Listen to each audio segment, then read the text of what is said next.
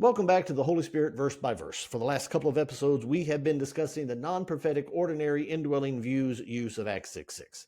Make sure you have watched episodes 154 to 156. However, in this episode, we continue that thought, looking at three more critical flaws in the non-prophetic view that the personal indwelling has of these seven men who were full of the Spirit in this text.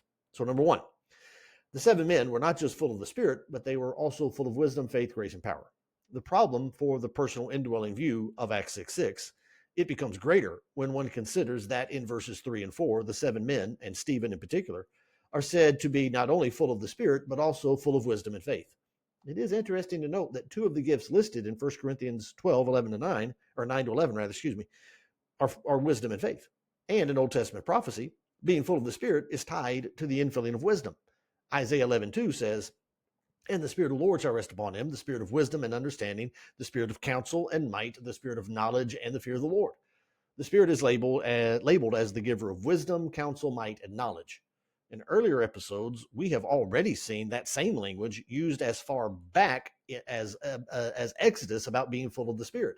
There, Bezalel and Aholiab are said to have been filled with skill, ability, knowledge, intelligence, and craftsmanship, Exodus 31:3. Further, here, even in Acts 6:8, Stephen is described as a man full of grace and power. The connection to Micah 3:8 cannot and should not be missed. Micah says, "I am filled with power and with the Spirit of the Lord." According to Micah, to be filled with power is to be filled with the Spirit. Stephen was full of the Spirit in Acts 6:3. Therefore, based on Micah 3:8, Stephen was full of power in Acts 6:3. It was that power that led to his preaching and working of signs in Acts 6:8.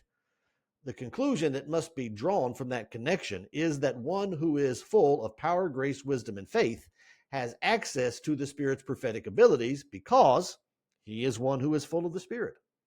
Number two, Stephen's being full of the Spirit in Acts 7 is clearly prophetic.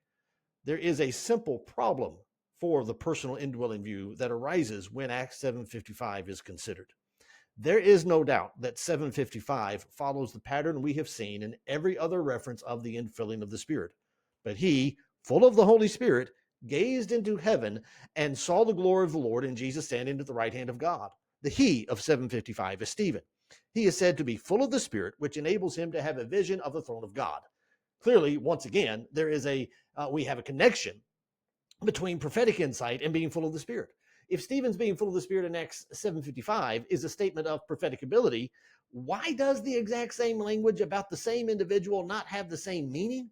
If it is simply because Acts 6 says the apostles laid hands on him, a stronger answer is needed, as we looked at in the last episode.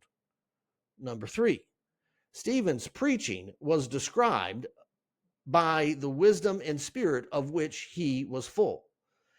In case there was any remaining doubt about the nature of the spirit and wisdom needed in Stephen and the other six men, look at Acts 6:10. But they could not withstand the wisdom and the spirit with which he was speaking. See, all parties admit that by verse 10, Stephen is an inspired preacher. The Bible states that his preaching came through the wisdom and spirit he possessed.